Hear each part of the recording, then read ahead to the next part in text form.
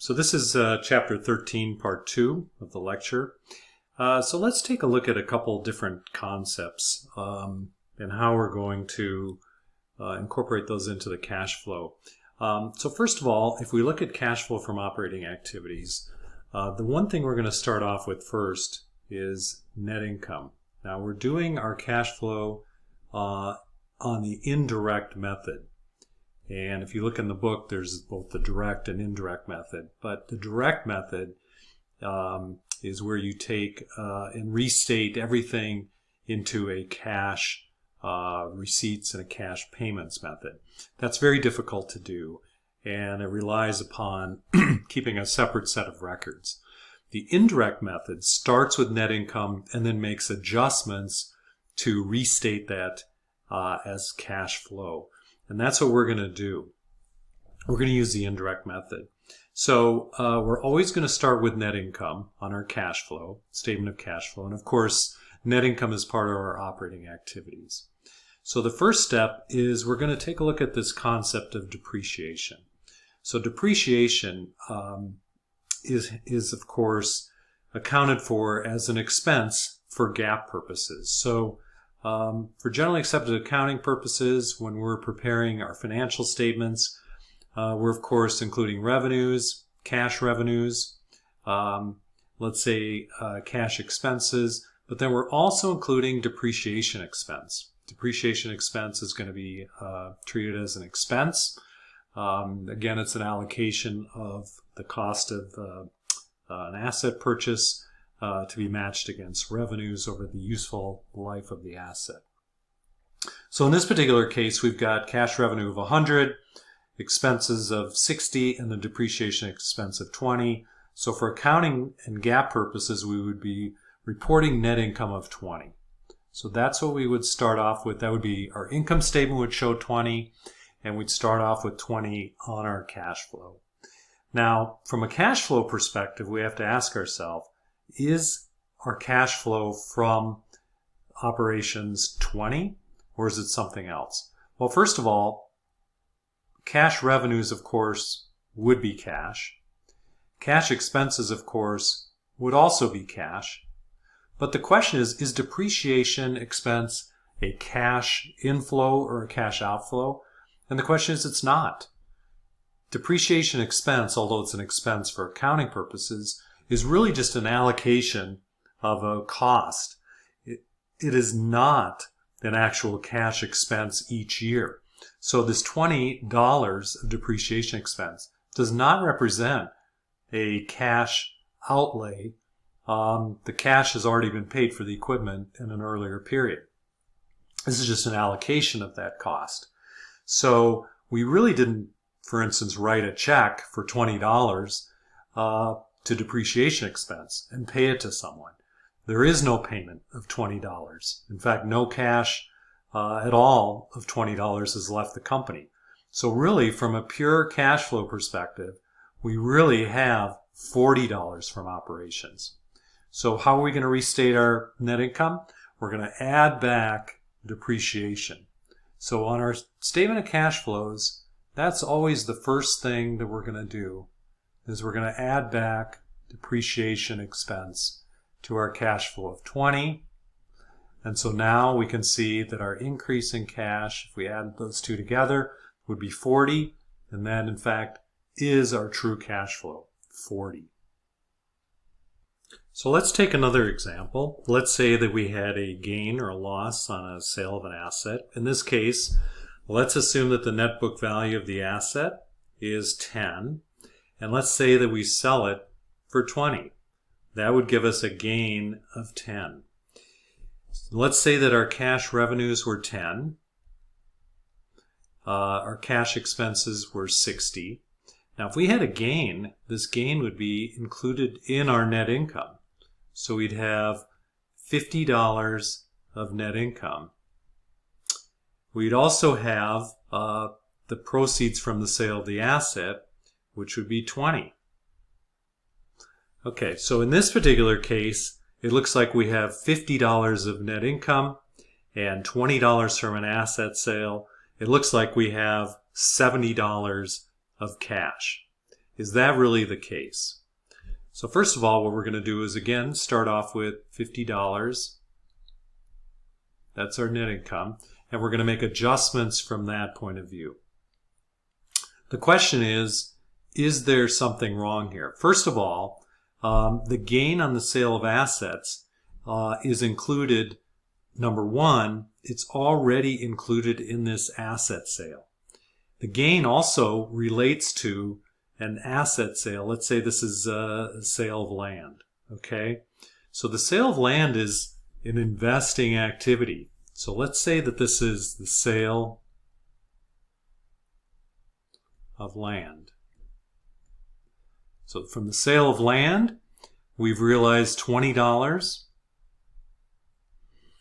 of cash, and again, net income of $50. The question is, inside the 50, do we have anything that's not operational, that's a non-operating activity? The fact of the matter is that we do.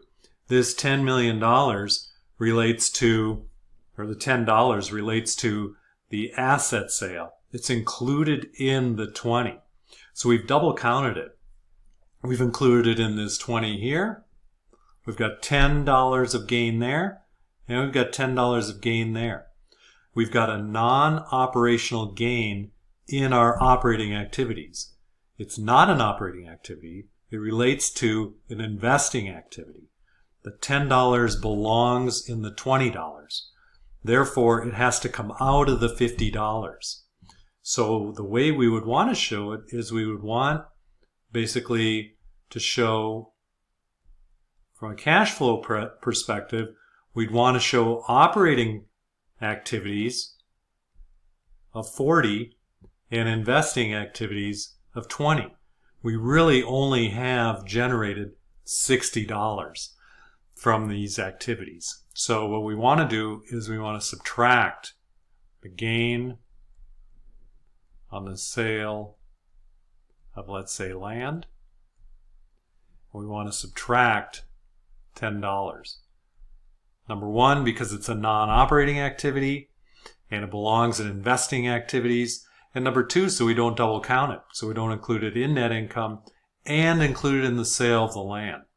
So now what we have is we have the $60, which is the true cash impact.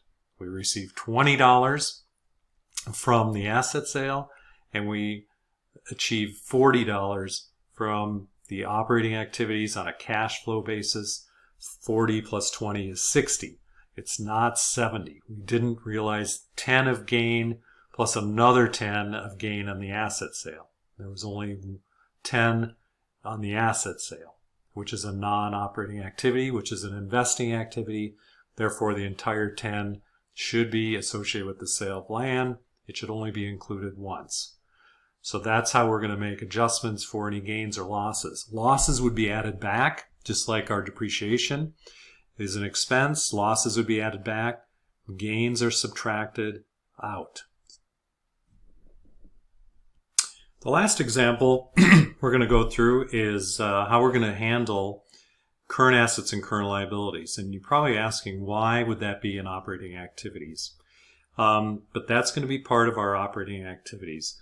So if you think about it, think about a transaction like this. Let's just say, hypothetically, just to make the example understandable, let's say that we had one transaction. This was our only transaction of the whole entire year. Let's say it was a debit to accounts receivable, credit to sales. So a sale on account for $100. Let's say that was it. That was the only transaction we had. From a GAAP perspective, what would be our net income? From a GAAP perspective, our net income would, of course, be $100. We'd have sales.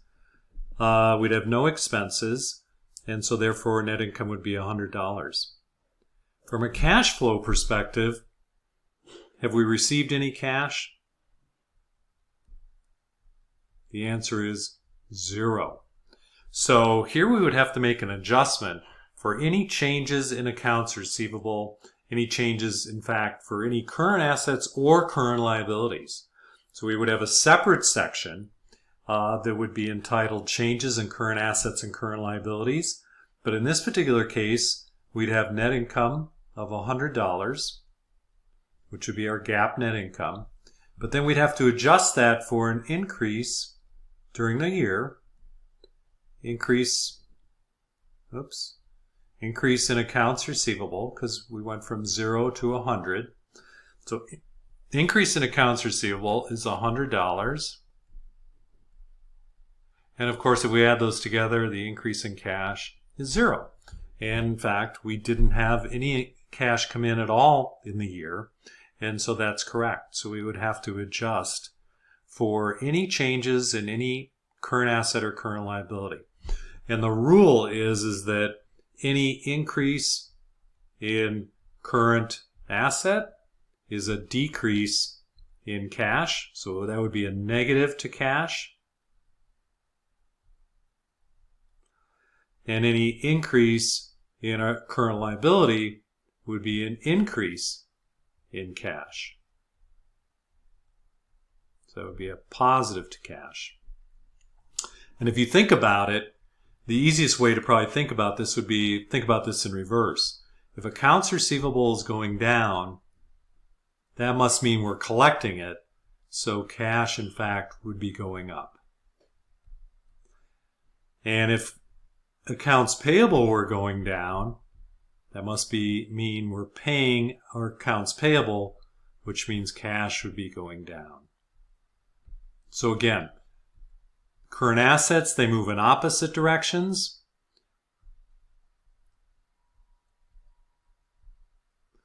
And current liabilities move in the same direction. Okay, so that's how we're going to handle those accounts. So what we'll do is we'll come back and I'll set up a example cash flow, and we'll work through that as a one-time kind of example. It'll be fairly simple. Try to keep the numbers simple. So I'm going to go ahead and lay that out in part 3, and we'll go through that. So here's an example cash flow that I've set up. So I've set up our format. We've got our 3 sections: our cash flow from operating activities, cash flow from investing activities, cash flow from financing activities, and of course the total of that is going to be the increase or decrease in cash.